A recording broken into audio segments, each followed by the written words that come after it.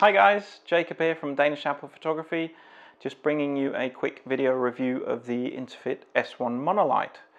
You may have seen a little while back I did an unboxing video talking about the tech specs, as well as when you buy one of these units what you actually get in the box in terms of cables, accessories, all that kind of thing. So if you're interested in that, do check that video out if you haven't already. This video is more about talking about the first impressions of the unit and the unit in use as well. I will have a video shortly coming up talking about using the unit at a wedding. It's a behind the scenes video. It's only shot on an iPhone, so the quality is not great. But also, if you're more interested in a more in-depth review of the unit, then I do have a review on our website. If you just go to the blog at www.danishapple.com and just click on blog, that will take you to that review, which gives you a lot more detail than I can provide in a short video. Ultimately, if you've got paying clients, the last thing you want is reliability issues. You need equipment that performs the way you would expect it to perform when you need it to perform. And certainly this unit has yet to let me down. It's been absolutely brilliant so far. I've had it with me at a wedding. I've taken it on a location shoot. I've used it in the studio, no problems at all. So let's have a quick look at it, shall we? It's a very nice clean lined unit. The battery sits very flush with it. So this is the battery here. It has a power level indicator on the front, so you can always see how much power is left on it. I mean, I've used Profoto B1s for a fair while before now. I used to rent those units, and inevitably you're going to draw comparisons because it's a 500 watt battery powered unit, which is nice and easy to move around. There's no cables or anything like that. Same power levels. It can be remotely controlled, and it shoots TTL as well as full manual control. The differences are this: the battery on an S1 gives you 350 full power pops. Compare that to the Profoto, you get 220. There's a trade-off though. The trade-off is that the recycle times are slightly slower. So on the Profoto at full power, your recycling speed is 2 seconds. With the S1, it's 3. So it's slightly slower, but you do get almost double the power. I mean, you get, at least 50% more full power pops. Obviously, as you reduce the power settings, or if you start using high-speed sync, which this unit's capable of, then you're going to get a lot more power out of it. The other thing with the S1, of course, is you can plug it in to a wall socket. The adapters come with it, so if you're shooting on location somewhere that you have power readily available to you, you can keep shooting forevermore, not have to worry about extra batteries or anything like that. The unit itself, it's nice and light as it's going to get for a unit this size. You can hold it fully stretched out arms. I'm not particularly strong, and it's got a nice carry handle on the back. Nice and easy. You could hand it to an assistant if you need to work really quickly, say at a wedding or something like that. You could hand it to the assistant to just walk around with it, or maybe even shove it onto a monopod or a light stand or something like that, and they can just move around without having to worry about any battery packs or anything like that flailing about. It's got umbrella adapter just on the front here. Actually, it's worth pointing out as well that the unit itself, it uses Bowen's S-mount adapters for modifiers, so you've got pretty much every modifier under the sun available to you. The flash tube itself is protected by this glass dome cover, so it's not a recessed flash like the Profoto is. However, you get that 360-degree coverage of the light, which is great, and the flash bulb itself is protected, so you don't have to worry about knocking it or anything like that. The other cool thing is, I've been told you can shove a gel just over the top of this diffusion here. So if you want to shove the unit and color the light straight into a softbox without any adapters or anything like that, it is possible. Okay, so on the back of the unit here, you've got the power controls on and off. You've got modeling light and such. Just looking at the modeling light, you've actually got 50%, 100% or off. Now, it's worth pointing out that I'm actually lighting this video with two S1s either side of the camera. They've had the modeling lights on. I'm probably up to about the 20th take of this video now, and they've had the modeling lights on all that time. You're talking about 10 watts, so it's not an awful lot. It's an LED 10 watt, but they're still showing full power on the battery level indicators on the back of the unit, so it doesn't sap much. They haven't switched off, which is great. They don't just suddenly switch off after an interval of a certain period of time of no activity. And yeah, it's not a lot of power for if you're out and about, but certainly for inside or in studio work, it's plenty bright enough that you can see what you're doing and where the shadow's falling, and so, sorry, where the light's falling, where the shadow's going to be, all that kind of thing. The other thing worth saying is that the whole unit is quite sturdily made. I mean, I've had giant octabox and soft boxes and all sorts attached on here, and there hasn't been any give in the unit. You'd think at that price you might be a little bit concerned that they made some sort of compromise. It certainly isn't on the build quality. Speaking of build quality, this is the remote. Again, a fantastic little unit. With that unit, you can remotely control whether you want to use the flashes in TTL or manual. When you're in TTL mode, you've got exposure compensation value of up to 3 either way, so plus minus 3 stops. That's controlled, or that's set in 1/3 stop increments. When you're in manual power settings, you can go, well, from the lowest power, which is something like 7.8 watts at 2.0 on the flash, all the way up to 8, which is the full 500 watt. That can be changed in 1/10 stop increments, and that can all be controlled from the remote. I shoot Nikon. There's a Canon controller available as well. You can turn the modeling light on and off remotely, or up to the 50%. You can turn the beep on and off.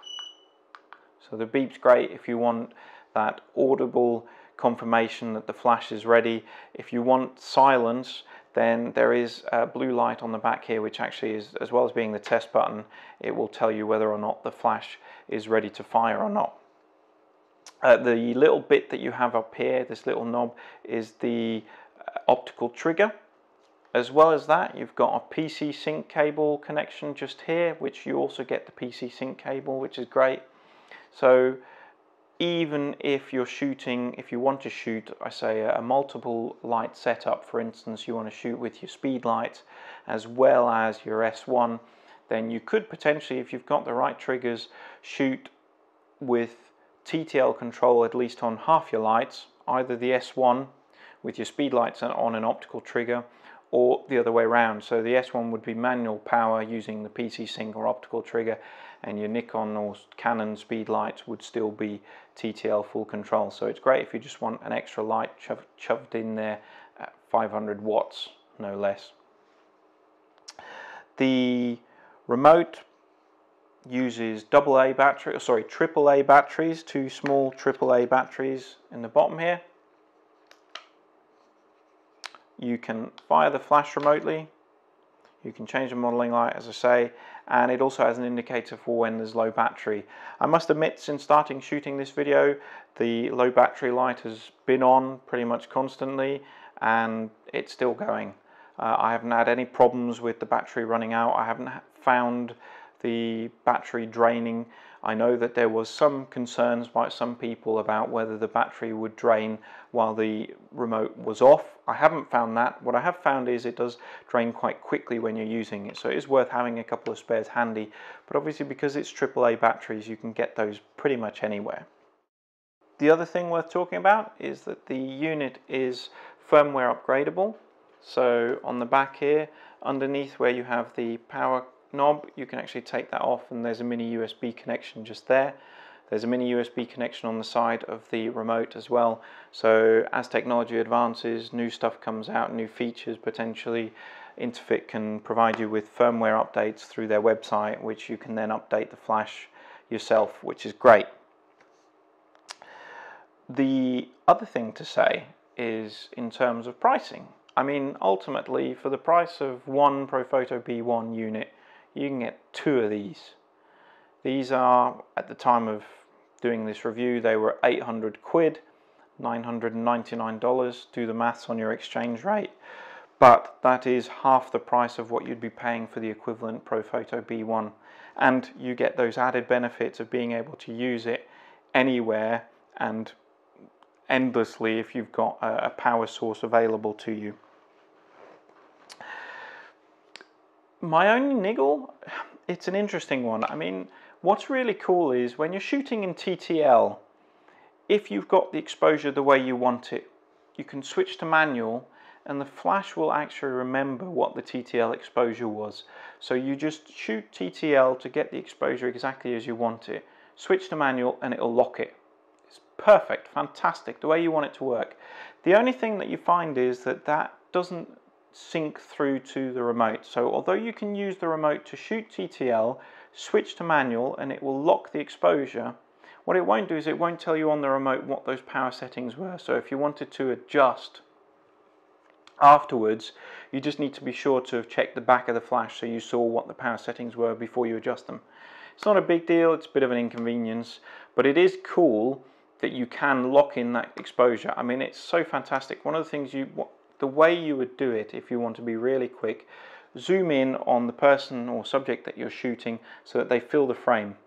Fire off a TTL exposure, and that will give you perfect exposure of that particular person or subject. Then what you do is zoom out again, or if you're using primes, step back obviously, and shoot the way you want it after switching into manual mode. And that particular subject will be perfectly lit by TTL standards in every single shot, frame after frame. It's fantastic. I would have liked to have a slightly faster recycle speed. At the wedding that I shot over the weekend, it missed the occasional frame here and there, but nothing where you're finding yourself needing to apologize to clients or anything like that, more just because I was getting overzealous and just shooting a bit too casually. Certainly at lower power settings, you don't find any issues at all. I mean, to put it into perspective, if you shoot anywhere below 6.3 power, which I think is around about 150, 200 watts or so, then you're going to consistently get every frame at 1 frame per second perfectly lit. If you increase the power, then you're not going to get as many as 1 frames per second, obviously going up to full power where it's 1 frame every 3 seconds effectively. But going down to the lower power settings, if you drop it down to 2 or 3 on the power, so you're looking at 7 to 15, 20 watts or so, then at that stage you're looking at almost 3 frames per second. So certainly you're going to get enough to be able to work quite quickly and efficiently if you're in the lower power settings, no problem at all. Aside from that, I mean, the unit's sturdy. I haven't found any problems. I haven't found bits falling off of it or anything like that. It does exactly what you would expect it to do. And I personally find it's absolutely brilliant. I don't need to rent the Profoto B1 units anymore. I'm already looking at what modifiers I could possibly add that I would want on top of what I normally shoot with. But let's face it, once you find a certain light source or a certain modifier that you like to use, you probably end up finding that's your go-to quite a lot. Obviously, being an S mount, it means that you've got pretty much everything available to you in terms of modifiers that are out there. It's reasonably light, as I say. You're looking at slightly lighter than the Profoto B1. I think this comes in at something like 2.8 kilos or 2.86 kilos versus the Profoto, which is about 3.0 something kilos, 3.3 kilos maybe thereabouts by memory. So it is a little bit lighter, nothing really to worry about. But ultimately, this is the Nikon Speedlight SB910, so this is the biggest unit you can get. It's obviously substantially bigger than that, but it's obviously also several times more powerful. And because it shoots TTL, you can work very, very quickly. The wedding I just shot, we had the light up on a stand in a great big octabox softbox, and we were firing off frame after frame after frame. I didn't even switch out of TTL, to be honest with you, for the first set of shots, and it just worked. Later in the evening, we did a few where we used TTL to grab that perfect exposure, then locked it in by switching to manual. and just kept it there. And actually later in the evening we needed that set up twice, so actually knowing the power settings was brilliant for then. And yeah, I really have nothing to complain about. I think it's a brilliant piece of kit, especially for the money. I mean, there aren't many other options out there at this stage. I know Godox are coming out with something, and I know that there is the Photix and the Indra, and you've got the Profoto. At the end of the day, light is light, irrespective of what's producing it, you know. All you want is you want reliability, you want consistency. Having those other features, things like TTL exposure lock, that's great, that's brilliant. It helps you work faster. It's not going to change what that end light looks like, but the money that you save by buying something like this over a Profoto B1 allows you to buy the bigger modifiers. It allows you to go really, really big with softboxes, with beauty dishes, with umbrellas, and that's what gets you the kind of light that really, really looks stunning. A dual light setup, there's not very much you can't shoot with 2 lights, you know. We generally like to shoot with 3 light setups in a lot of what we do, certainly for the fitness community. But at weddings, we're very rarely using more than 1 light, except for maybe the first dance. I'm not saying speed lights don't have their place, they certainly have their place, but at times where you want consistent, clean lighting, particularly for larger group setups for instance, then having something like this on hand is just brilliant. And you can just shove it in the boot of your car and have it with you on the day, which is pretty much what we did. Weren't planning on using it, it just so happened that the time was there and the right sort of circumstances presented themselves, and the shots speak for themselves really. I look forward to being able to share them with you soon.